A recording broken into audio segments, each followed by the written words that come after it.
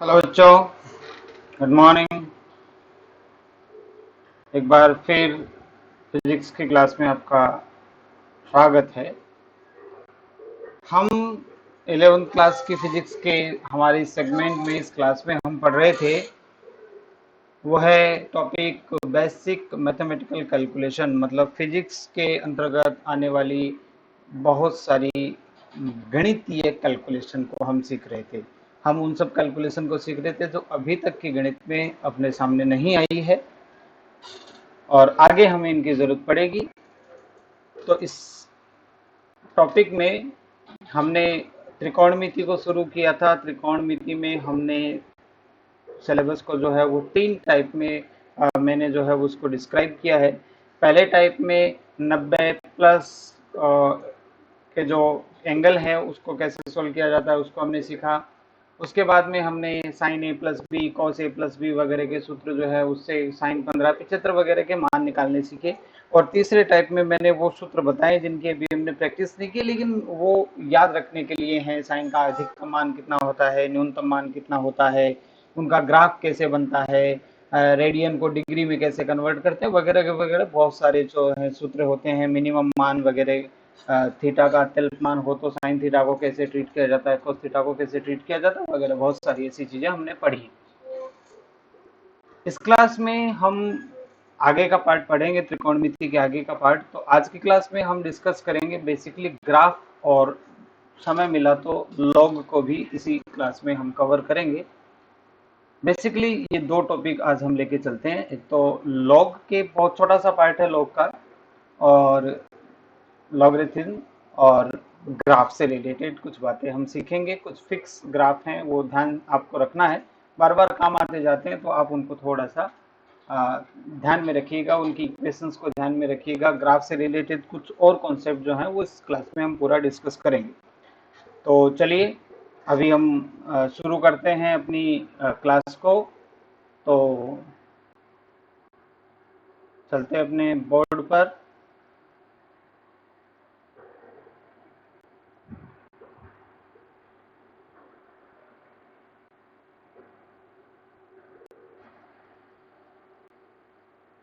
Taking time, थोड़ा सा time लग रहा है।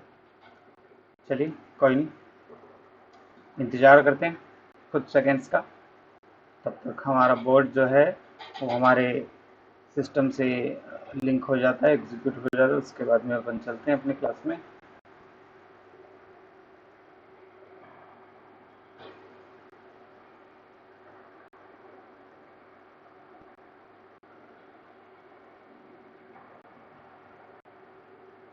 तो चलिए भैया, यहाँ हम शुरू करते हैं आज का टॉपिक। ना पुराने वाला अपन बंद कर देते हैं।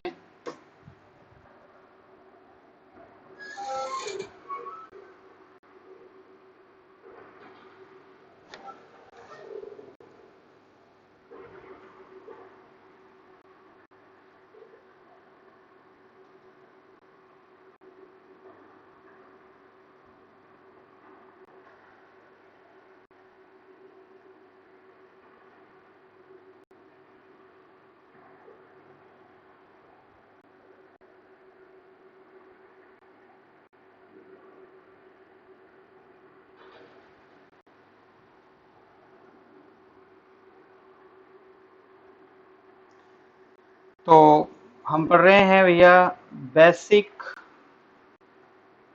Mathematical tool. क्या पढ़ेंगे आज इसमें अपन? इसमें हम पढ़ेंगे ग्राफ और लॉग।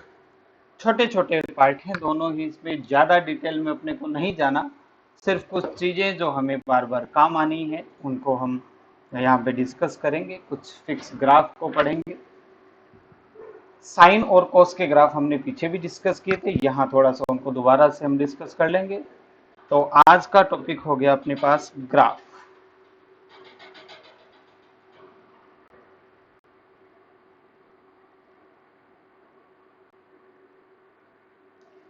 इस पॉइंट को अपन पढ़ेंगे, ध्यान से सुनना। मान लीजिए कि हमारे पास दो भौतिक राशियां हैं। ध्यान से समझना, मैं फंक्शन की कहानी समझा रहा हूं, उसके बाद ग्राफ पर जाऊंगा। एक तो है y और एक है x। ठीक है, एक तो है y और एक है x। यदि y का मान x पर निर्भर करता हो तो हम कहेंगे कि ये जो y है ये x का फलन है। क्या है भैया? x का फलन। यहां मैं थोड़ी सी मैथमेटिकल लैंग्वेज यूज कर रहा हूं। बेसिक बात क्या है, दोबारा से समझिए क्या चीज मैंने बोली। मैंने कहा कि दो फिजिक्स की राशियां हैं, एक का नाम है y और एक का नाम है x। यदि y का मान यदि y का मान x पर निर्भर करता हो तो हम कहेंगे कि y जो है वो x का फलन है। ये चीज आगे भी मैं अवकलन समाकलन में यही काम में लेने वाला हूं, तो ये आप यहाँ ध्यान से समझिए। y x का फलन है और इसको इस तरह से लिखा जाता है y बराबर एफ एक्स। मतलब क्या है? y फंक्शन है, फलन है किसका? x का। समझ में आ रही है बात क्या मैंने बोला है? अरे भैया बंद हो जा, बीच में मत आ। y इसको इस तरह से लिखते हैं, ये बात समझ में आई? क्या लिखा है? y जो है वो फंक्शन है, फलन है किसका? x का। मतलब x में बदलाव होने पर y में बदलाव होगा। ध्यान से देखिए, इसका एक एग्जांपल लेते हैं। कल हमने पढ़ा है ना साइन थीटा, पढ़ा है ना? इसको मैं ऐसे लिख दूं कि y बराबर साइन थीटा, इस तरह से समझो। इस लाइन का मतलब हुआ कि y जो है, y फलन है किसका? थीटा का, है ना? साइन तो वो फंक्शन है कि जिस आधार पर ये डिपेंड करता है ना? फंक्शन कुछ भी हो सकता है, जैसे मैं यहाँ पे लिख दूं वाई स्क्वायर, वाई बराबर थीटा स्क्वायर, तो ये भी देखो वाई का फंक्शन है। या फिर इससे लिख दूं Y equals to cos theta, या फिर लिख दूं Y equals to tan theta. इन सब का मतलब क्या है? इन सब में ये वाई जो है वो किसका फलन है? थीटा का फलन है, थीटा का फंक्शन है। इसको इस तरह से पढ़ा जाता है। ये बात समझ में, है ना? ये अपने ग्राफ वगैरह में, आगे अवकलन वगैरह में हर जगह काम आने वाला है, तो इसको थोड़ा सा समझ गए। यदि एक भौतिक राशि दूसरी पर निर्भर करती हो तो हम कहेंगे कि वो उस राशि का फंक्शन है। यहाँ पे हमने कहा कि x पर निर्भर करती है। कौन निर्भर करती है? y निर्भर करती है, तो हम कहेंगे y जो है वो किसका फलन है? x का फलन है। बात समझ में आ रही है जवानों? तो यहाँ तक ये अपनी बात हो गई। ये सिंपल सा फंडा है। अब इसमें अपन पॉइंट टू पॉइंट कुछ चीजें हैं वो पॉइंट टू पॉइंट पढ़ लेते हैं, पॉइंट फर्स्ट पॉइंट सेकंड करके इसको अपन क्लियर कर लेते हैं। और ये अपन आते हैं ग्राफ वाले पार्ट में। हम आज के टॉपिक में पढ़ रहे थे ग्राफ। चलिए, पॉइंट नंबर 1, जैसे मैंने वहां पे आपको पढ़ाया था वैसे ही मैं यहाँ पे आपको पॉइंट टू पॉइंट डिस्कस कर कर पढ़ा रहा हूँ। अलग अलग कुछ पॉइंट्स है, याद रखिए, और ग्राफ की जितनी भी चीजें अपने काम आएंगी वो सारी हो जाएंगी। पहला पॉइंट, यदि दो भौतिक राशियां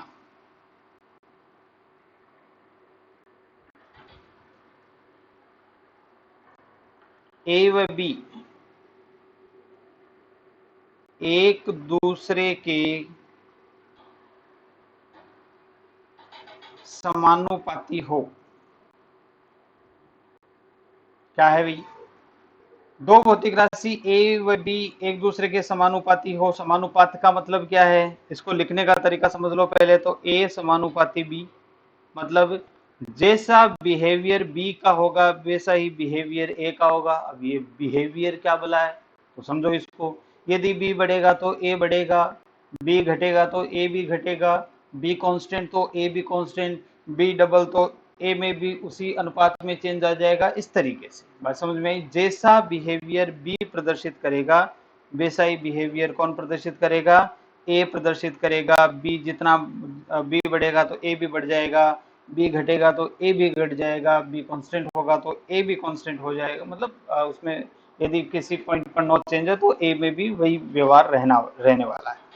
तो हमने कहा कि ए समानुपाती बी। अब यदि अपन कहेंगे कि इनका ग्राफ खींचो, तो ग्राफ खींचने का क्या तरीका होता है? ग्राफ में अपने दो एक्सिस होते हैं, इसको आप एक्स एक्सिस वैसे बोलते हो और इसको आप वाई एक्सिस बोलते हो, ऐसा ही बोलते हो, है ना। यहाँ पे अपन किसके किसके बीच में खींच रहे हैं, वही राशियां लिख लेते हैं। हम खींच रहे हैं ए और बी, मतलब इस पे ए का मान आएगा और इस पे बी का मान आएगा। ग्राफ का इंट्रोडक्शन आप 9वीं 10वीं की क्लास में पढ़ के आए हैं। अब यदि ये दोनों एक दूसरे के समानुपाती हैं तो इनके बीच में ग्राफ ऐसा बनेगा, सीधी लाइन, सीधी लाइन। समझ में आ रही बात? अच्छा, एक इसमें ध्यान रखना, मैंने जानबूझकर इसको इस पॉइंट से नहीं मिलाया है, वो भी क्यों नहीं मिलाया वो भी समझा देता हूँ। ये है मूल बिंदु, ओरिजन, इसका कोऑर्डिनेट होता है 0 0, यानी इस बिंदु पर ए का मान भी 0 और बी का मान भी 0 है, ऐसा ही होता है ना, मूल बिंदु है ये। जरूरी नहीं है कि हर बार आपका ग्राफ मूल बिंदु से गुजरे, गुजर भी सकता, नहीं भी गुजर सकता। हमें सिर्फ बिहेवियर पढ़ना था, तो हम कहेंगे कि ए और बी यदि समानुपाती राशियां हैं तो उनके बीच में जो ग्राफ आएगा वो सीधी रेखा आएगा, जैसे हमने ये ग्राफ बना रखा है। ठीक है, इस तरह का ये पहला पॉइंट हो गया। समानुपाती की राशियों का ग्राफ समझ में आया। आगे अपने को बार बार ग्राफ बनाने पड़ेंगे, 12वीं क्लास में तो बहुत ज्यादा ग्राफ आपको पढ़ने पड़ेंगे, तो ये बार बार समानुपाती है, व्युत्क्रमानुपाती है, वगैरह वगैरह चलता है ना। ए प्रोपोर्शनल बी, ए यानी ए समानुपाती बी, तो उस स्थिति में ऐसा ग्राफ बनता है। ये पॉइंट नंबर 1 हो गया। चलिए इसमें पढ़ते हैं पॉइंट नंबर 2। पॉइंट नंबर 2, यदि यही दोनों राशियां ए और बी एक दूसरे की व्युत्क्रमानुपाती हों, रिवर्सली प्रोपोर्शनल हो, व्युत्क्रमानुपाती हो, तो क्या होगा देखिए।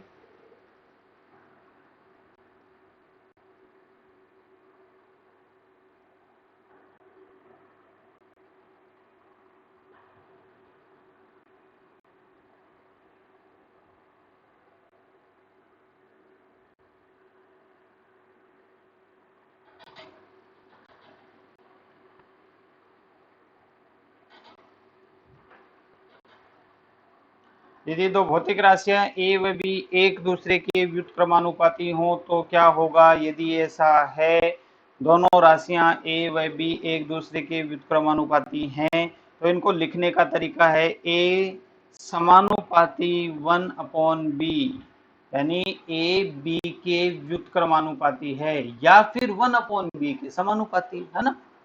तो लिखने का तरीका वही है, ए समानुपाती किसके, बी के। यदि समानुपात होता तो बी लिख देते, लेकिन व्युत्क्रमानुपात है तो नीचे ले गए। तो ए समानुपाती 1/b, तो इसका मतलब हुआ कि ए और बी एक दूसरे के व्युत्क्रमानुपाती हैं। अब ये व्युत्क्रमानुपाती का मतलब है दोनों का नेचर अलग अलग होगा। यदि बी घटता जाएगा तो ए बढ़ता जाएगा, और बी बढ़ता जाएगा तो ए घटता जाएगा, है ना। व्युत्क्रमानुपाती का ये तो मतलब हुआ, समानुपात के जस्ट उल्टा। तो ए व बी इस तरह से बिहेव करते हैं, बात समझ में आ रही है। चलिए, तो इनका ग्राफ कैसे बनेगा भैया। इनका ग्राफ बनने का सीधा सीधा कॉन्सेप्ट है कि ये ग्राफ इस तरह से बनेगा। यदि आप ग्राफ खींचना चाहते हैं, ग्राफ चलिए अपन इस तरह से खींच लेते हैं। यदि आप ए और बी के बीच में ग्राफ खींचना चाहते हैं तो ये ग्राफ ऐसे मिलेगा।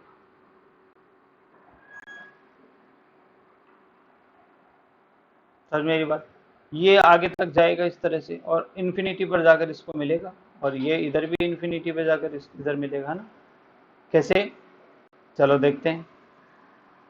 इस पॉइंट पर देखो b का मान 0 है, तो b का मान 0 है, तो a का मान ज्ञात करो। देखो a यहाँ पे समानुपात को बराबर में बदल लेते हैं, है ना। समानुपात को बराबर में बदला तो यहाँ पे कोई कांस्टेंट लगेगा, ये बात हम पहले की क्लासों में कर चुके हैं। बट्टा b का मान तो 0 है, तो a का मान कितना निकलेगा, a बराबर कांस्टेंट बट्टा 0। तो देखो ये बात हम कर चुके हैं, किसी भी चीज में 0 का भाग दोगे तो अनंत आएगा। तो जब देखो इस पॉइंट पे b का मान 0 है, तो उस समय a का मान कितना मिलेगा, ये देखो आगे जाके अनंतपुर इधर मिलेगा ना, इस तरह से आगे जाके अनंतपुर मिलेगा ये। तो ये, और इसी तरह से यदि b का मान सबसे ज्यादा कितना हो सकता है, अनंत हो सकता है, उस समय a बराबर कितना हो जाएगा। तो देखो ये भैया a बराबर कांस्टेंट बटा अनंत, और 1 बटा अनंत का मान होता है तो 0। तो जब b का मान अनंत होगा इस लाइन पर आगे जाके, तो उस समय a का मान घटकर 0 हो जाएगा, है ना, इस तरह से। तो मैं मिटा देता हूँ इसको। तो ये इस तरह से, तो यदि दोनों एक दूसरे के समानुपाती हो तो ग्राफ सीधी रेखा रेखा और यदि ये दोनों एक दूसरे के व्युत्क्रमानुपाती हो तो ग्राफ ऐसे बनेगा। समझ में आ रही बात? अच्छा, कई बार ऐसा होता है कोई ऐसी भौतिक राशि मिलती है जो बदलती ही नहीं है, वो किसी राशि पर निर्भर नहीं करती है ना, किसी राशि पर निर्भर करती ही नहीं है, तो हम चाहे उसका ग्राफ खींच लो तो वो ना तो किसी के समानुपाती है, ना किसी के व्युत्क्रमानुपाती है, ना का उसे दोस्ती, ना का उसे बैर। ऐसी स्थिति में हम क्या करेंगे? ऐसी स्थिति में हम पढ़ेंगे पॉइंट नंबर 3। पॉइंट नंबर 3 पढ़ेंगे इसी स्थिति के लिए। क्या है भैया पॉइंट नंबर 3? पॉइंट नंबर 3 ये क्या बन गया? हटाओ इसको। पॉइंट नंबर 3, यदि कोई भौतिक राशि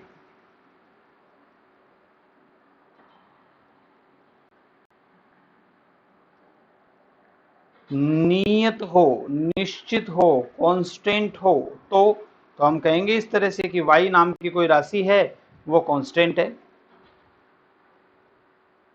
हिंदी में लिखूं तो y बराबर नियत लिख देते हैं।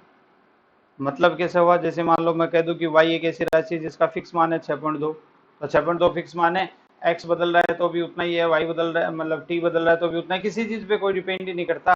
तो अब मैं आपको कहूं कि बताओ y और x के बीच में ग्राफ खींचो, तो y और x के बीच में ग्राफ खींचा, आप कहेंगे इधर जाएंगे तो x बढ़ता जाएगा, ठीक है x बढ़ता जाएगा कोई बात नहीं, लेकिन y नहीं बदलेगा। y का अभी x की 0 पर y का मान कितना है? ये रहा 6.2, 1 पर कितना हो जाएगा? 6.2। x का मान जब 2 हो जाएगा तब ये कितना रहेगा? 6.2। जब x का मान 3 हो जाएगा तब भी ये कितना रहेगा? 6.2। जब इसका मान 4 हो जाएगा तब भी कितना रहेगा? 6.2। जब 70 हो जाएगा तब भी 6.2 रहेगा। तो ये लाइन इस तरह से बनेगी। समझ मेरी बात? एकदम सीधी लाइन, कोई दिक्कत?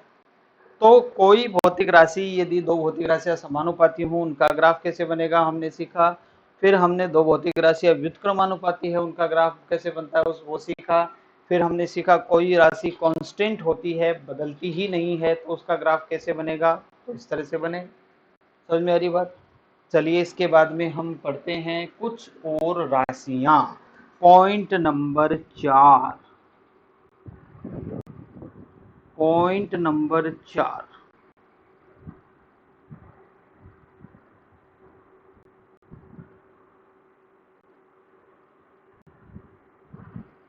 सरल रेखा का समीकरण व उसका ग्राफ, है ना। सरल रेखा, सरल रेखा क्या होती है? ये सरल रेखा है, ये सरल रेखा है, ये सरल रेखा है, इस तरह से जो लाइन होती है उसी को सरल रेखा कहते हैं।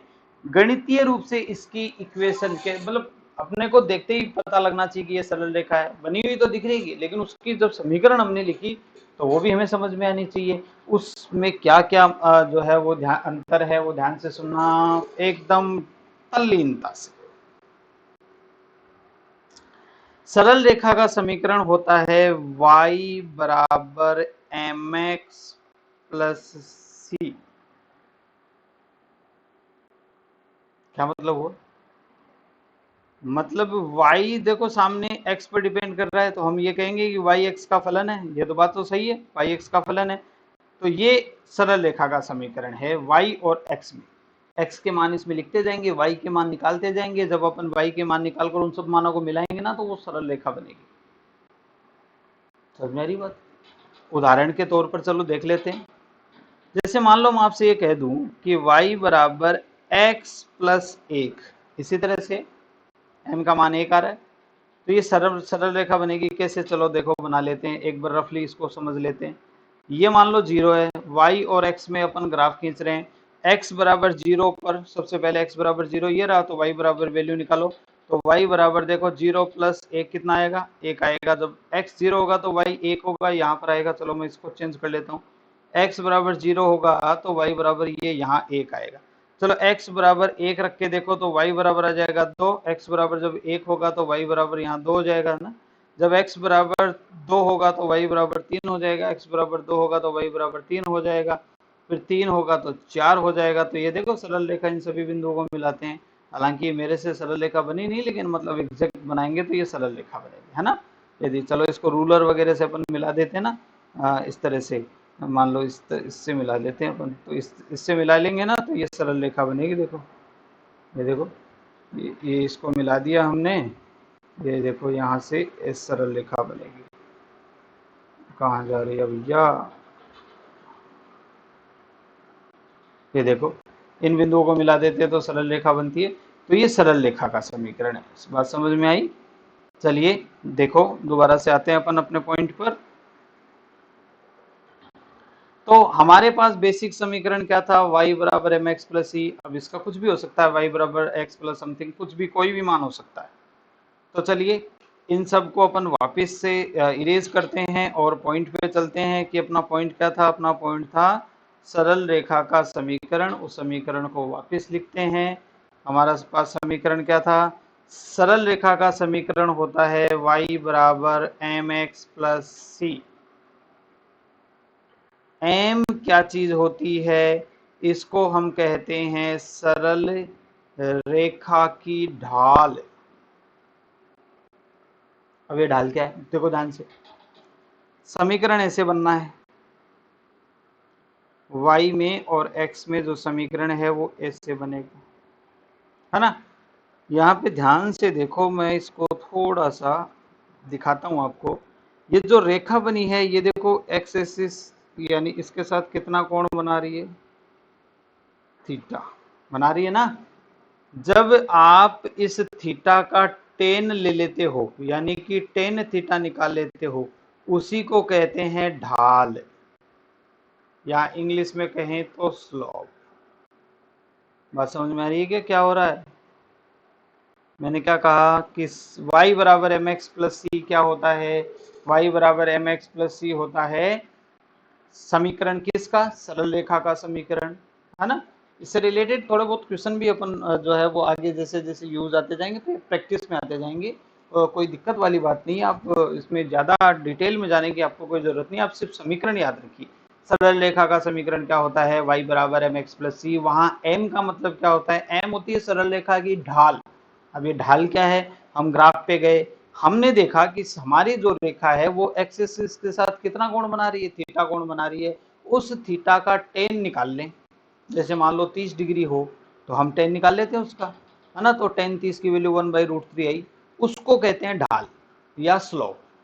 उसको सिंबल, उसका सिंबल होता है एम, एम से उसको रिप्रेजेंट करते हैं, एम से प्रदर्शित करते हैं उसको। और वैल्यू निकालनी हो तो क्या करेंगे, वो थीटा जानेंगे और उस थीटा का टेन निकालेंगे, तो वो हो जाएगी हमारी सरल रेखा की ढाल। और सी जो है वो यहाँ पर क्या है, सी भैया सीधी सीधी जो है वो कांस्टेंट है, नियत वैल्यू है। और कहाँ से दिखेगी, ये यहाँ से लेकर यहाँ तक की जो वैल्यू है ना, ये इतनी लंबाई, इस लंबाई को कहते हैं सी। ये भी ध्यान में रखना, समीकरण ध्यान में रखना है, y बराबर एम एक्स सी। एम क्या होता है, एम होता है ढाल। कैसे निकलेगी, ग्राफ पे जाएंगे, थीटा निकालेंगे, उसका टेन निकाल लेंगे, एक ढाल मिल जाएगी। साथ में ये जो सी है ये होता है कांस्टेंट। कांस्टेंट जो है वो यहाँ से लेकर ये जो कांस्टेंट ये बन रहा है ना सेगमेंट, इतना सा पार्ट, इस लंबाई को कहते हैं सी। ग्राफ में मिल जाएगा। अच्छा कई बार इसका उल्टा भी हो सकता है क्या, क्या ऐसे भी हो सकता है क्या, x बराबर एम वाई प्लस सी। बिल्कुल हो सकता है, क्यों नहीं हो सकता भैया। जैसे x में बनती है वैसे y में भी तो बनेगी, क्या दिक्कत आ रही है।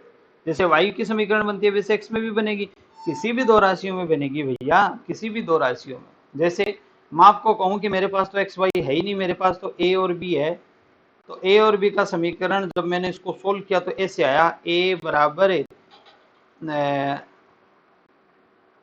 चलो इसको लिख लेते हैं 2b प्लस 3। क्या ये समीकरण सरल रेखा का है, बिल्कुल है। किस किस राशियों में है, ए और बी में है। ये देखो y बराबर एम एक्स प्लस सी, इसको सेटिस्फाई कर रहा है सरल रेखा का समीकरण। किन्हीं भी दो राशियों में खींच सकते हैं, जरूरी थोड़ी हो वो y और x हो, किसी भी दो राशियों में खींचो, बस इस तरह का फॉर्मेट होना चाहिए। कौन सा फॉर्मेट, y बराबर एम एक्स प्लस सी, इस तरह का फॉर्मेट होना चाहिए। तो यदि ऐसा है तो हम कहेंगे कि भाई ये सरल रेखा है।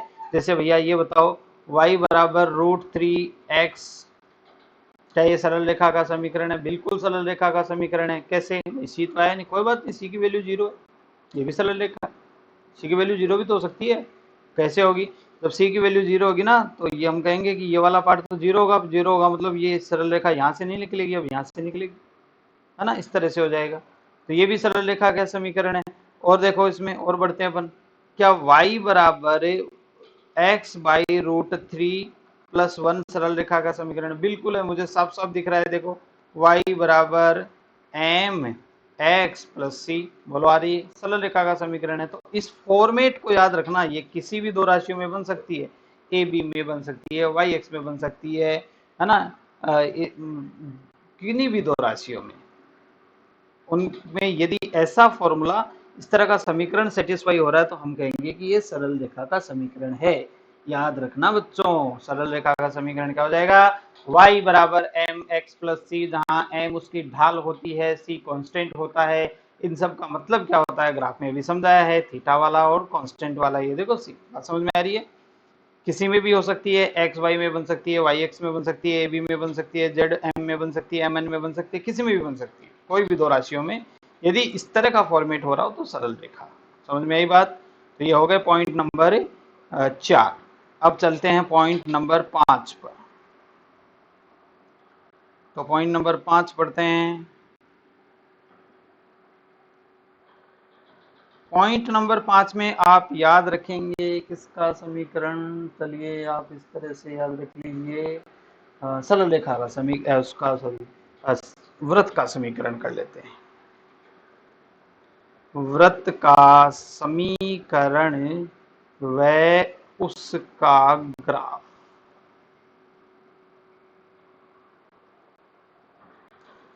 वृत्त के समीकरण को आप याद रखिए। वृत्त का समीकरण होता है x square plus Y square बराबर ए स्क्वायर, है ना? या फिर इसको आप ऐसे भी लिख सकते हो, एक्स स्क्वायर बट्टा ए स्क्वायर प्लस वाई स्क्वायर बट्टा ए स्क्वायर बराबर 1। ये समीकरण होता है वृत्त का, जहां x और y तो वो दो भौतिक राशियां हैं जिनके मध्य अपने को ग्राफ खींचना होता है ना, और a क्या चीज है? a है उस वृत्त की जिसका आपने ये समीकरण लिखा है, उस वृत्त की त्रिज्या है, उस सर्कल की रेडियस है, radius of that circle of which we are plotting the graph, radius of circle. Clear है? और इसका ग्राफ कैसे बनेगा? देखो यहाँ पे जब आप, मैं इसको x और y में बना लेता हूँ, ध्यान से समझना। अभी बना लेते हैं इनके ग्राफ। देखो इधर y लिख लेते हैं, इधर x लिख लेते हैं। पहले मैं इस पॉइंट पे आ जाता हूँ, ये पॉइंट है ना, इसका चेंज कर लो। इस पॉइंट का मतलब हुआ x की वैल्यू 0 है इस पॉइंट पर, तो y की वैल्यू निकाल के देख लो। तो x की वैल्यू 0 इस समीकरण में रखेंगे, कौन से में? X square plus Y square में बराबर ए स्क्वायर। एक्स की वैल्यू 0 रखेंगे तो क्या आएगी? वाई स्क्वायर बराबर ए स्क्वायर। अंडर रूट लेंगे तो y की आपको दो वैल्यू मिलेगी, प्लस माइनस ए। भाई प्लस का स्क्वायर भी ए स्क्वायर आता है और माइनस का स्क्वायर भी ए स्क्वायर आता है, तो हम कैसे कह सकते हैं कि ये सिर्फ प्लस आएगा? बात समझ में आ रही है? मैं आपसे कहूं कि भैया 2 है, ठीक है, जब हमने इसको सोल्व किया तो मैं कहूंगा कि +2 -2, मैं कहूंगा कि भाई -2 का स्क्वायर भी 4 है, +2 का स्क्वायर भी 4 है, तो आप ये कैसे कह सकते हो कि जब हमने इसका स्क्वायर रूट लिया तो केवल 2 आएगा? माइनस का भी तो आ सकता है ना? माइनस का भी आ सकता है। हाँ, अंडर रूट के मान जैसे मान लो इसका स्क्वायर रूट लूँ तो ये -2 भी हो सकता है, +2 भी हो सकता है। Square root, sorry square root नहीं, मतलब +2 का स्क्वायर भी 4 होता है और -2 का स्क्वायर भी 4 होता है। तो वैसे वर्षा जब उस उल्टा चले तो 4 का जब अपन रूट लेंगे तो अपन कहेंगे कि ये +2 भी हो सकता है और -2 भी हो सकता है, दोनों हो सकते हैं। तो हम कहेंगे कि y की वैल्यू प्लस ए भी हो सकती है, माइनस ए भी हो सकती है। इस पॉइंट से y की प्लस ए वैल्यू इधर इधर जाने पर मिलेगी, ये प्लस है, और y की माइनस ए वैल्यू इधर मिलेगी। इसी तरीके से आप y की वैल्यू 0 रख के देखो तो आपको एक्स स्क्वायर बराबर ए स्क्वायर मिलेगा और x बराबर भी आपको प्लस माइनस ए मिलेगा। y की वैल्यू 0 इस लाइन पर, है ना? अच्छा, ये बड़ा इंपॉर्टेंट कॉन्सेप्ट है, ये तो मैंने आपको बताया नहीं। अरे x एक्सिस पे x पर y 0 होता है और y एक्सिस पर x 0 होता है, हमेशा, ऑलवेज ट्रू, है ना? क्या कह रहा मैंने? इस पूरी लाइन पर x एक्सिस है, इस पूरी लाइन पर y 0 होगा और इस पूरी लाइन पर x 0 होगा। तो चलो समीकरण बनाते हैं। अब तो वापस इसको मिटाते हैं, सारे ताम झाम को अपन ने जो इसमें गड़बड़ किया है सबको हटा दो और वापस चलो अपने ग्राफ पर। तो y का हो गया, जब y की वैल्यू 0 रखेंगे तो x की वैल्यू भी आपको 2 मिलेगी। तो y की वैल्यू 0 रखने पर x की वैल्यू भी आपको 2 मिलेगी। तो ये प्लस a भी मिल सकती है, माइनस a भी मिल सकती है। इन सबको मिलाने पर ये इस तरह का एक पार्ट बन जाता है। ये अपना सर्कल है ना।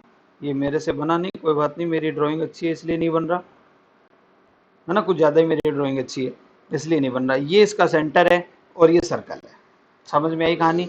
आपको ज़्यादा इसमें डिटेल में कोई जाने की जरूरत नहीं, सिर्फ समीकरण याद रखो। X square plus Y square बराबर ए स्क्वायर। ए क्या है भैया?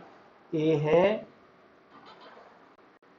इसकी त्रिज्या। अच्छा, कई बार इस तरह से भी इसको लिख देते हैं, ये इंपॉर्टेंट पार्ट है, इसको इसमें डिस्कस कर लेते हैं। कई बार ये इस तरह से लिख देते हैं कि x माइनस 2 का स्क्वायर प्लस वाई माइनस 2 का स्क्वायर बराबर 4। क्या ये समीकरण भी सर्कल का है? बिल्कुल, मुझे तो साफ साफ दिख रहा है। X square plus Y square, भाई ऊपर वाला क्या था? ऊपर वाला x प्लस 0 का स्क्वायर था, y प्लस 0 का स्क्वायर था, बराबर a स्क्वायर था। यहाँ भी a स्क्वायर चलो लिख लेते हैं, तो ये सेम ही तो है ना। बस इसमें यहाँ 0 0 था तो हम कहेंगे उसका जो सेंटर था वो मूल बिंदु पे था, है ना, ये मूल बिंदु पे था। और ये 0 0 नहीं है तो इसका सेंटर जो है वो मूल बिंदु पे नहीं है। कहाँ पर है? 2 2 पर है। कहाँ पर है? 2 2। यहाँ पे इसका 2 2, जहां भी इसका जो पॉइंट आएगा उस पर है, बस मूल बिंदु पर इसका सेंटर नहीं है। तो ये दोनों समीकरण जो है वो सर्कल के समीकरण है। आपको मेनली यदि ये याद रहता है तो अच्छी बात है, नहीं तो आप इसको याद रखिए। बेसिकली अपने फिजिक्स में तो इतना ही काम आना है, बाकी मैथ्स वाले बच्चे इसको डिटेल में और भी पढ़ेंगे, उनके तो बहुत ज्यादा आएगा, है ना। लेकिन अपना काम इस समीकरण से चल जाएगा। कौन से? X square plus Y square बराबर ए स्क्वायर। बाद में मैं इन सबको कंबाइन करके बता दूंगा कि इनके अलावा यदि कोई इक्वेशन आ जाती है तो कैसे पहचानेंगे सर्कल है कि किसका है। चलो देखो आगे बढ़ते हैं। पॉइंट नंबर 5 हो गया। पॉइंट नंबर 6 पे जाते हैं। पॉइंट नंबर 6, इसमें अपन बनाते हैं दीर्घवृत्त का समीकरण एवं ग्राफ। अब ये क्या है? ये है दीर्घवृत्त। वृत्त का बड़ा भाई होता है दीर्घवृत्त। समीकरण क्या होता है? इसका समीकरण होता है x square upon A square plus Y square upon B square बराबर 1। सर्कल का क्या था भाई? देखो सर्कल का एक्स स्क्वायर बटा ए स्क्वायर था, वाई स्क्वायर बटा ए स्क्वायर बराबर 1। मतलब एक्स स्क्वायर और वाई स्क्वायर के पदों के नीचे जो गुणा आ रहा था, वो गुणांक आ रहा था, वो बराबर आ रहा था इसमें तो, है ना। और इसमें बराबर नहीं है। तो ये जब बराबर आता है तो ये सर्कल का है, और जिसमें बराबर नहीं आता ये किसका है? दीर्घवृत्त। दीर्घवृत्त को इंग्लिश मीडियम वालों के लिए बता देता हूँ, इलिप्स कहते हैं, है ना। इलिप्स या इलिप्टिकल फॉर्मेट या इलिप्टिकल पाथ, जो भी सॉरी इलिप्टिकल स्ट्रक्चर। तो ये दीर्घवृत्त का समीकरण है x square upon A square plus Y square upon B square बराबर 1। क्लियर है ये कहानी? चलो आगे बढ़ते हैं और इसका ग्राफ बनाते हैं। तो इसके ग्राफ में जो है वो यहाँ पे दोबारा मैं उसी तरीके से आपको समझा देता हूँ। जब आप x की वैल्यू 0 पुट करेंगे तो आपको y की वैल्यू मिल जाएगी, और जब आप y की वैल्यू 0 पुट करेंगे तो आपको x की वैल्यू मिल जाएगी। निकालो इस तरह से। तो भैया क्या किया हमने, देखो साइड में लिख के बताऊंगा मैं आपको, कोई दिक्कत वाली बात नहीं। हाँ, तो वापस चलते हैं इस पे। x की वैल्यू 0 रखेंगे तो देखो वाई स्क्वायर बराबर बी स्क्वायर आएगा। तो y बराबर आपको क्या बनेगा? Plus minus b. तो ये y है, ये x है ना। ये प्लस बी का पॉइंट मान लो, ये माइनस बी का पॉइंट मान लो। और जब y बराबर 0 रखा तो x बराबर आपको मिलेगा प्लस माइनस a। तो ये प्लस a का पॉइंट मान लो और ये माइनस a का पॉइंट मान लो। इतनी तो कहानी है कि a और b बराबर नहीं है, तो a और b को बराबर नहीं लिया, एक को छोटा बड़ा ले लिया। तो इस तरह से ये जो पार्ट बन रहा है, इस तरह से, ये इस तरह से, है ना। ये इस तरह से भैया एकदम रफली मिला देते हैं इसको, ये वाला। अरे वाह, अपने आप बन गया, सुंदर है ये तो। चलो, है ना, एग्जैक्ट सब बराबर हो इस तरह से, तो ये तो सर्कल है ना। और एक साइड का पार्ट ये देखो, इधर वाला पार्ट छोटा है और इधर वाला पार्ट बड़ा है। ऐसा हो तो इसको अपन कहेंगे कि ये दीर्घवृत्त है। उसी तरीके से देखो सर्कल वाले में अपन ने पढ़ा था ए था, तो यहाँ ये क्या है? ए और बी। ए और बी में से जो छोटा है, ये बी का पार्ट था ना और ये ए का पार्ट था ना, जो छोटा है वो तो कहलाता है लघु त्रिज्या। क्या कहलाता है? लघु त्रिज्या यानी छोटी रेडियस। और जो बड़ा वाला पार्ट है वो कहलाता है दीर्घ त्रिज्या यानी बड़ी रेडियस।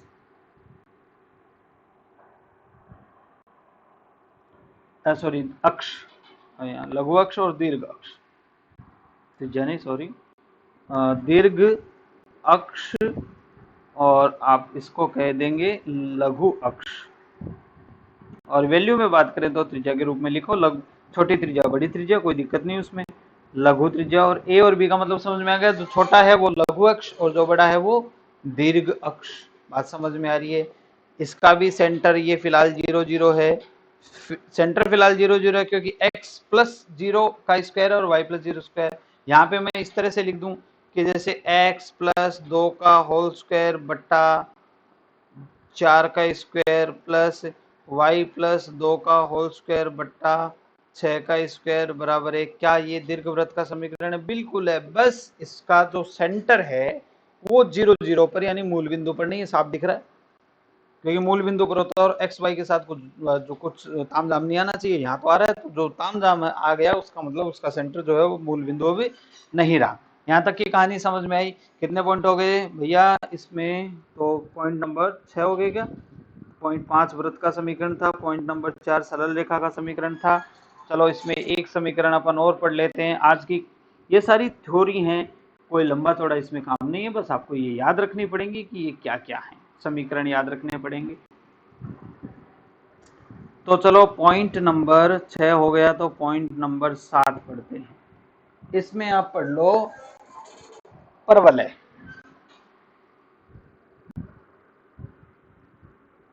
इसको कहते हैं पैराबोला। पैराबोला का समीकरण व ग्राफ। पैराबोला होता है वाई स्क्वायर बराबर 4ax, या फिर आप इसको लिख सकते हो एक्स स्क्वायर बराबर 4ay। ये तो मैं पहले बता चुका हूँ भाई, वाई और एक्स में बनाना जरूरी थोड़ी है, किसी में बनाओ। देखो ये देखो, ए स्क्वायर बराबर 4ab है ना। ये सब क्या है? परवलय के समीकरण है। और परवलय में आपको ज्यादा डिटेल में भी नहीं जाना, इसके ज्यादा अपन कहीं काम में ये नहीं आता, बस इसकी इक्वेशन काम में आती है। वाई स्क्वायर बराबर 4x, इस टाइप की इक्वेशन हो तो हम कहेंगे कि ये परवलय है ना। एक दो जगह इससे रिलेटेड जो है वो काम आएगा। और इसका ग्राफ कैसे बनता है? इसका ग्राफ ऐसे बनता है, जैसे ये y है, ये x है ना, ये और ये अपना माइनस वाई, ये अपना माइनस एक्स है। तो इस तरह से बनता है, ये इस तरह से। अच्छा, फिलहाल इसका जो पॉइंट, ये जो टच पॉइंट है ये मूल बिंदु है, क्योंकि देखो y और x के साथ कुछ भी नहीं है। इसी में मैं कुछ थोड़ा सा चेंज कर दूं, जैसे y प्लस 2 का स्क्वायर बराबर 4ax प्लस 1। क्या बताओ, ये भी परवलय का समीकरण है? यस, ये परवलय का समीकरण है। लेकिन ये जो इसका जो ये वाला पॉइंट है ना, जहां से ये स्टार्ट हो रहा है, ये अब मूल बिंदु नहीं है, ये कहीं और से होगा। कहाँ से होगा ये अपने को डिटेल में नहीं जाना कि इसका जो अब ये पॉइंट कहाँ होगा, लेकिन इस तरह का जो फॉर्मेट आएगा वो परवलय का फॉर्मेट होगा, ये अपने को कंफर्म पता है। समझ में आई इतनी कहानी? तो चलिए अब एक बार ब्रीफली सबको मैं दोबारा एक साथ लिखकर कंपैरिजन करके बताता हूं कि अपने को कैसे पता लगेगा कि ये समीकरण किसका है। ध्यान से देखो, सबसे पहले हमने पढ़ा y बराबर एम एक्स प्लस सी, किसका समीकरण था? सरल रेखा। फिर हमने पढ़ा x square plus Y square बराबर ए स्क्वायर, या फिर इसको लिख दो एक्स स्क्वायर बट्टा ए स्क्वायर प्लस वाई स्क्वायर बट्टा ए स्क्वायर बराबर 1। किसका समीकरण था ये? वृत्त का, सर्कल का। ये तो है line, linear equation of line है ये तो। ये है सर्कल का। फिर हमने पढ़ा था X square upon A square plus Y square upon B square बराबर 1। ये किसका है? दीर्घवृत्त का, यानी इलिप्स का। फिर हमने पढ़ा था वाई स्क्वायर बराबर 4ax, ये किसका है? परवलय का। अब चलो इसको एक साथ इस पेज पे मैं ले आता हूं और आपको बताता हूं। y और x यहाँ कुछ भी नहीं है, वो दो भौतिक राशियां हैं जिनके बीच में ग्राफ खींचा हुआ है। वो कोई सी भी दो हो सकती हैं। फिलहाल एग्जाम्पल के तौर पे हम ले लेते हैं कि वे दोनों भौतिक राशियां क्या है, y और x। क्लियर? अब चलिए, यदि y और x दोनों चरों जिनके बीच में, दोनों वेरिएबल राशि जिनके बीच में आप ग्राफ खींचना चाह रहे हैं, यदि उन दोनों की घातें सिंगल सिंगल आ रही है, मतलब दोनों की घातें आपके समीकरण में एक आ रही है, तो वो सरल रेखा होगा, चाहे फॉर्मेट कैसा भी लिखा हुआ हो। समझ में आ रही बात? क्या कहा मैंने?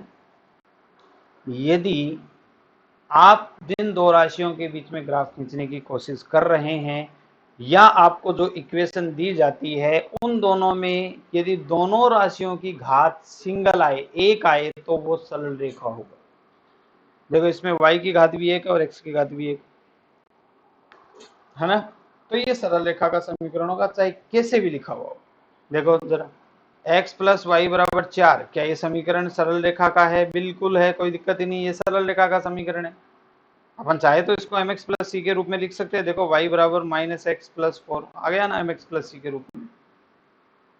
तो यदि x और y जिन दोनों राशियों के बीच में आप ग्राफ खींच रहे हैं, यदि उन दोनों की घात एक है, तो वो सरल रेखा का समीकरण होगा, चाहे फॉर्मेट कैसा भी लिखा हुआ हो।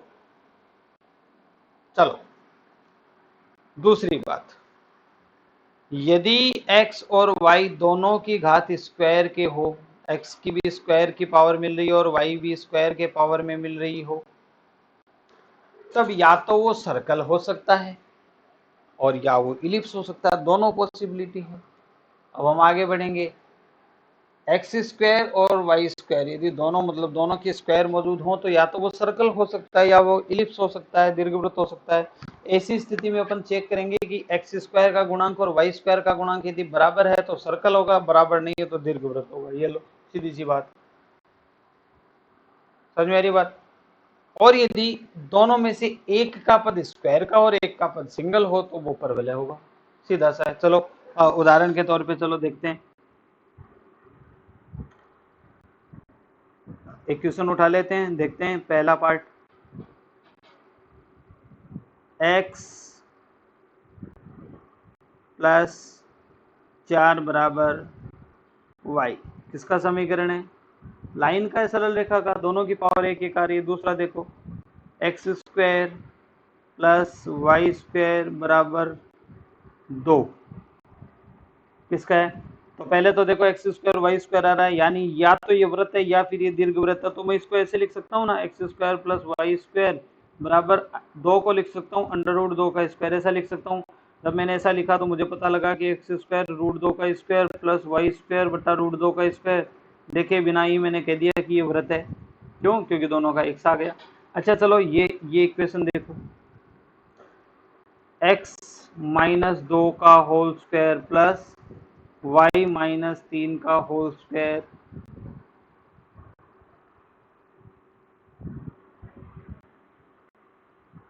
बराबर 9। तो इसको क्या लिख सकते हैं? x माइनस 2 का whole square plus y minus 3 का होल स्क्वायर बराबर 3 का होल स्क्वायर, ऐसे लिख सकते हैं ना। अब ये देखो, ये भी वृत्त का समीकरण है, कैसे पता लगा? ये दोनों के नीचे जाएगा तो गुणांक तो दोनों का बराबर है, गुणांक बराबर है, प्लस माइनस वाले में मत जाना, गुणांक एक्स स्क्वायर और वाई स्क्वायर। अब सबसे पहले मैंने इसमें देखा कि इसमें एक्स स्क्वायर का पद है, यानी यहाँ वाले से एक्स स्क्वायर मिलेगा और यहाँ वाले से वाई स्क्वायर मिलेगा। मैक्सिमम घात ढूंढनी, मैक्सिमम। तो एक्स और वाई दोनों के स्क्वायर है, मतलब वृत्त और दीर्घवृत्त दोनों हो सकता है। फिर गुणांक चेक किया, गुणांक पता किया तो बराबर आ रहा था, मतलब ये किसका समीकरण है? वृत्त का समीकरण है ना। बात समझ में आ रही? चलो आगे बढ़ते हैं, नंबर 4,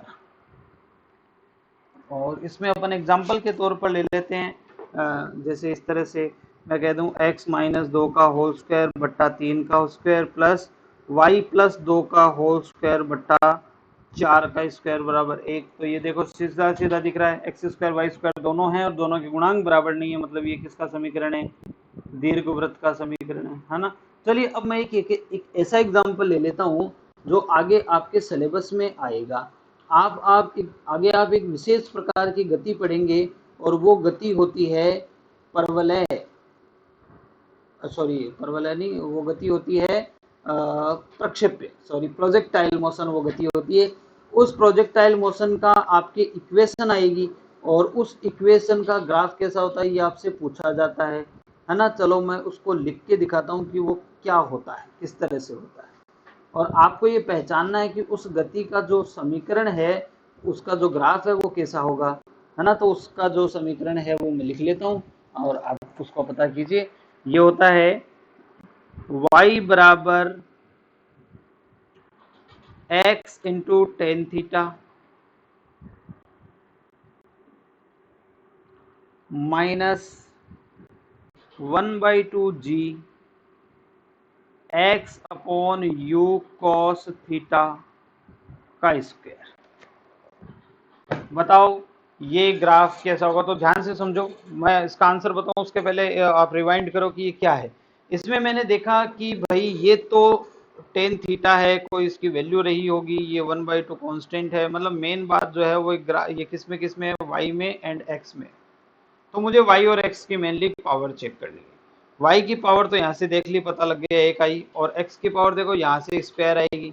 मतलब आपके जो दो पद है उनमें से एक की स्क्वायर एक है और एक की स्क्वायर दो है। किसका समीकरण, परवलय का। ये समीकरण किसका है, परवलय का। अब अपने को इससे कोई लेना देना नहीं है कि ये जो है वो कहाँ से आया और इतना कॉम्प्लिकेटेड कैसा है। अपने को सिर्फ पावर चेक करनी है ना। मेनली आपको मैंने वैसे तो y स्क्वायर बराबर 4x एकदम सिंपल सा बताया था, लेकिन यहाँ तो बड़ा कॉम्प्लिकेटेड आ रहा है। ये सब मिटा देते हैं, ये देखो यहाँ तो बड़ा कॉम्प्लिकेटेड काम है।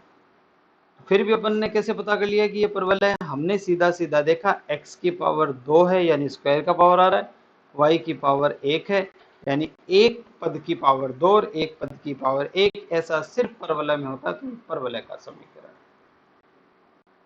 है ना। एक और होता है अति परवलय, लेकिन इतना अपन डिटेल में हमारे काम नहीं आएगा, इसलिए मैंने अति परवलय को डिस्कस ही नहीं किया। ठीक है, तो यहां तक की बात अपने क्लास में यहाँ हो गई। ये पॉइंट नंबर हो गया अपना 7। 8 नंबर का पॉइंट और उसका एग्जाम्पल मैं आपको बता देता हूं। तो पॉइंट नंबर 8 ग्राफ में जो 8वां पॉइंट आपको सीखना है ये बड़ा इंपॉर्टेंट है, ध्यान से सुनो।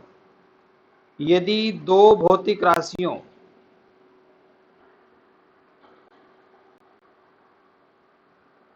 ए व बी में ग्राफ खींचा जाए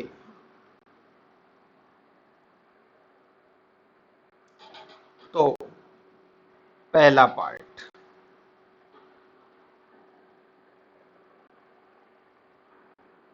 फर्स्ट पार्ट क्या है, फर्स्ट पार्ट उस ग्राफ का क्षेत्रफल a गुणा b से निकल जाएगा। और सेकेंड पार्ट उस ग्राफ की ढाल a बट्टा b से निकल जाएगी। अब ये क्या बोला है भाई, आपको बाकायदा देंगे कि इन दो भौतिक राशियों, अब तो अपन a और b c d x y ऐसे लिख रहे हैं ना, बाद में अपन इनके नाम देंगे। वो कहेगा समय और गति के बीच में, बल के बीच में खींचो, बल और दूरी के बीच में खींचो, वेग और समय के बीच में खींचो, दूरी और समय के बीच में खींचो, नाम देगा इन राशियों के। तो ऐसी स्थिति में यदि आपको उस ग्राफ का क्षेत्रफल जानना हो कि क्या होगा, तो आप उन दोनों को गुणा कर दो। और यदि आपको जानना हो कि उसकी ढाल क्या होगी, तो पहली राशि में दूसरी राशि का भाग दे दो। अच्छा, ये पहली राशि दूसरी राशि का मतलब क्या हुआ, ये ध्यान रखना कि ये a बट्टा बी, ये इसको हमने इस तरह से लिखा है कि ये y वाली कोऑर्डिनेट है और ये x वाला कोऑर्डिनेट है ना। बाद में a और b का तो पता लगेगा नहीं। ऊपर y का कोऑर्डिनेट वाला रखा जाएगा, नीचे x का कोऑर्डिनेट वाला रखा जाएगा। बात समझ में आई बच्चों। चलिए अब इसका एक एग्जाम्पल कर लेते हैं ताकि ये चीज क्लियर हो जाए कि क्या है। देखो एग्जाम्पल कर लेते हैं। यदि किसी गतिशील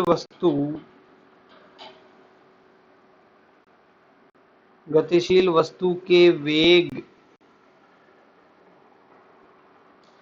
चलो मैं वेग की जगह चाल ले लेता हूं। चाल तथा समय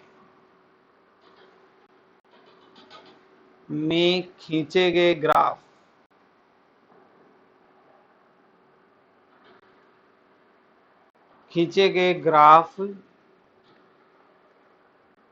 का क्षेत्रफल व ढाल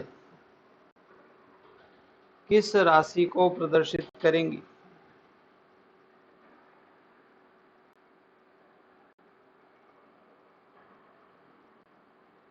ये हमारा क्वेश्चन है। तो हमने कहा कि किस किस के बीच में खींचा है, सॉल्यूशन निकाला हमने कहा कि भाई एक तो चाल के और एक समय के बीच में खींचा। ये दोनों राशियां हो गई अपनी y और x, है ना, इनके बीच में खींचा, चाल और समय के बीच में खींचा है। तो क्षेत्रफल जानने के लिए क्या करना है, इन दोनों को गुणा करना है। तो हमने चाल और समय को गुणा कर दिया। अब मुझे चाल का सूत्र पता है। चाल का सूत्र होता है, आपको भी पता है, दूरी बट्टा समय होता है, गुणा समय हो गया, समय से समय कैंसिल हो गया, यानी कि ये जो ग्राफ है ना, उसका यदि मैं क्षेत्रफल निकाल लूं तो वो क्या पता लगेगा मुझे, उस क्षेत्रफल के मान से दूरी पता लगी। उदाहरण के तौर पे देखो, चलो एक साइड इसकी चाल ली हमने और एक साइड समय लिया और ये ग्राफ ऐसे ऐसे आया, ठीक है। तो ग्राफ यहां से शुरू होता है और यहाँ पे खत्म हो जाता है। तो यदि मैं इस पूरे एरिया को निकाल लूं, इस पूरे क्षेत्रफल को निकाल लूं, चाहे ग्राफ से निकाल लूं, यदि ग्राफ में मान दिए हुए हैं तो वो क्षेत्रफल किस राशि को प्रदर्शित करेगा, दूरी को। उदाहरण के तौर पे इसका क्षेत्रफल मान लो 100 आया, मतलब उसने कितनी दूरी चली है, 100। मात्रक मीटर में दे रखा तो मीटर में, किलोमीटर में दे रखा तो किलोमीटर में। यदि मैं इस क्षेत्रफल का मान ज्ञात करूं और मैं कह दूं 100 आया, तो साहब ये 100 क्या चीज है, उसके द्वारा चली गई दूरी है, देखो यहां से पता लग गया, है ना। तो इसका क्षेत्रफल निकालने के लिए हमने दोनों को आपस में गुणा कर दिया, सामने आई दूरी, तो हम कहेंगे कि क्षेत्रफल निकालने पर क्या मिल जाएगी, आपको दूरी मिल जाएगी। अच्छा, इसका ढाल निकालने के लिए ऊपर तो है चाल और नीचे है समय। तो चाल में परिवर्तन की दर या वेग में परिवर्तन की दर, फिलहाल दोनों को आप एक ही मानो, चाल और वेग। इनमें जो अंतर होता है वो अपन गति पढ़ेंगे तभी पढ़ेंगे, फिलहाल आप चाल और वेग को एक ही ट्रीट कर लो, कोई दिक्कत नहीं। एक में दिशा होती है, एक में दिशा नहीं होती। तो चाल बट्टा समय, चाल में परिवर्तन की दर, ये किस चीज को प्रदर्शित करती है, त्वरण को प्रदर्शित करती है। यदि मैं इस ग्राफ का क्षेत्रफल जानना चाहता हूँ तो क्षेत्रफल मैं निकालूंगा तो वो किस चीज को रिप्रेजेंट करेगी, दूरी को। और यदि मुझे इसकी ढाल निकालनी है तो इसकी ढाल किस चीज को रिप्रेजेंट करेगी, त्वरण को रिप्रेजेंट करेगी। इस क्वेश्चन को फिलहाल आप इतना ही याद रखिए कि भाई क्षेत्रफल निकालना तो दोनों गुणा करो, ढाल निकालना तो दोनों को एक मतलब y कोऑर्डिनेट वाले में x कोऑर्डिनेट वाले का भाग दे दो, है ना। ये देखो, ये रहा y कोऑर्डिनेट वाले में x कोऑर्डिनेट वाले का भाग दे दो, तो आपको कोई राशि मिलेगी। ये टॉपिक डिटेल में अपनी दोबारा पढ़ेंगे जब हम गति को पढ़ेंगे। फिलहाल ग्राफ में ये पॉइंट शामिल था तो मैंने ग्राफ में इसको पढ़ा दिया। तो भैया ग्राफ में आपको क्या क्या पढ़ना है, दो राशियां समानुपाती हैं, पहला पॉइंट हमने पढ़ा था, तो ग्राफ कैसा होगा। दूसरा हमने पढ़ा था व्युत्क्रमानुपाती होगा तो ग्राफ कैसा होगा। तीसरा हमने पढ़ा था, कौन सा तीसरा हमने पढ़ा था कि ये जो कांस्टेंट होगा तो कैसा होगा। चौथा हमने सरल रेखा का समीकरण पढ़ा है, और पांचवा हमने पढ़ा है वृत्त का समीकरण, छठा हमने पढ़ा है दीर्घवृत्त का समीकरण, और सातवां हमने जो पढ़ा है वो पॉइंट परवलय का समीकरण पढ़ा है, और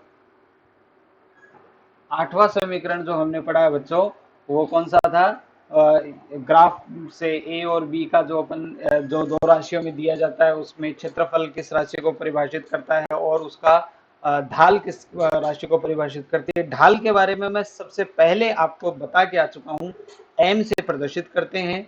जिस पॉइंट पर आपको ढाल चाहिए उस पॉइंट पर देख लो वो एक्स के साथ कितना कोण बना रहा है, उसी का tan थीटा, उसको ढाल कहते हैं।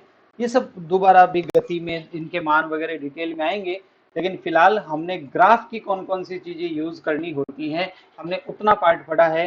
तो आज की क्लास के लिए हम इतना ही पढ़ेंगे। आज की क्लास काफी लंबी हो गई हमारी, तो इसमें अपन लॉग को शामिल करने वाले थे, लेकिन लॉग नहीं हो पाएंगे, उसको अपन नेक्स्ट क्लास में ही पढ़ेंगे। और ग्राफ से रिलेटेड जितना भी part as per my knowledge, जितना भी पार्ट अपने काम में आने वाला है अलग अलग जगहों पे डेरिवेशन में और वगैरह जहां भी अपन इसको यूज करते हैं, जितना पार्ट अपने काम में आने वाला है उतना पार्ट हमने आज सीख लिया है। और बाकी का जो काफ़ी डिटेल खैर टॉपिक में तो होती रहती है, उतना अपने को ज़रूरत नहीं था, तो अपनी रिक्वायरमेंट ग्राफ की इतने में पूरी होती है। तो चलिए मिलते हैं नेक्स्ट क्लास में, हम किसी नेक्स्ट टॉपिक के साथ। लॉग वाला बचा हुआ है, इसके अलावा अवकलन समाकलन बहुत सारे टॉपिक इसमें आते जाएंगे। चलिए आज के लिए इतना ही।